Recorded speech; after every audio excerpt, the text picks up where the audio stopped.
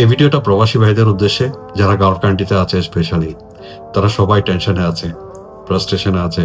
কি না কি হয়ে যায়, কি হবে, এই দেশে থাকবে নাকি চলে যাবে। অনেকজন দেখলাম আমার বন্ধু বান্ধব একদম মোটা অঙ্কের টাকা যা যা আছে অ্যাকাউন্টে সবগুলো তুলে দেশে পাঠিয়ে দিচ্ছে, কারণ কি না কি হয়ে যায়। দেখেন, এই দেশগুলো, এখানে অ্যান্টি মিসাইল আছে, যেটা আপনার মিসাইলগুলো আসলে তারা ইন্টারসেপ্ট করতেছে একটার পর একটা। আপনারা দেখছেন এখানে সিভিলিয়ানদের ওখানে আক্রমণ হতে দিচ্ছেই না তারা। যেগুলো হচ্ছে সেগুলো ওই আপনার এয়ারবেস, বিভিন্ন দেশের এয়ারবেসে হচ্ছে। তো আমাদের টেনশন নেওয়ার দরকার নাই। তবে হ্যাঁ, টেনশন তখনই আসবে যখন এরা যুদ্ধে জড়িয়ে যাবে।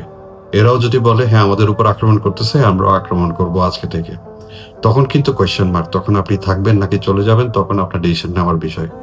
এই মুহূর্তে আপনি টেনশনে এই জন্যই আছেন যেহেতু আপনি অনেক বেশি বেশি করে বাংলাদেশি নিউজ চ্যানেলগুলো দেখছেন, ওগুলো সঠিক নিউজ প্রকাশ করছে না। যেমন ধরুন আপনার চ্যানেল 24 কিছুদিন আগে একটা প্রকাশ করেছিল ইউএইতে পানি সংকট দেখা দিবে, খাবার সংকট দেখা দিবে, দিয়েছে? দেয়নি। তো এখানে সবকিছু আপনার এখানে মজুদ আছে, টেনশন করার কিছু নেই। এই যুদ্ধ থামার সাথে সাথে আবার সবকিছু রেজ করবে।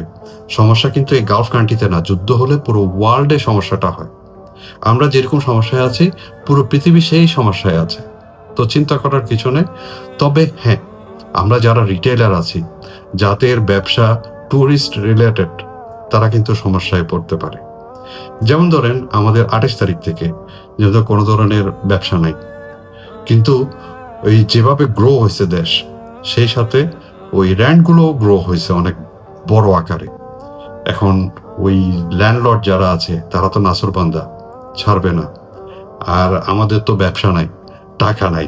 হয়তো যারা এই ধরনের ব্যবসায় আছে ট্যুরিস্ট রিলেটেড রিটেইলার, তারা সমস্যায় পড়তে পারে। তবে হ্যাঁ, আমরা আশাবাদী, কারণ করোনার টাইমে এখানকার মানুষ অনেক সহানুভূতি দেখিয়েছে। 3 মাসের একটা রিলিজ দিয়েছে রেন্টের।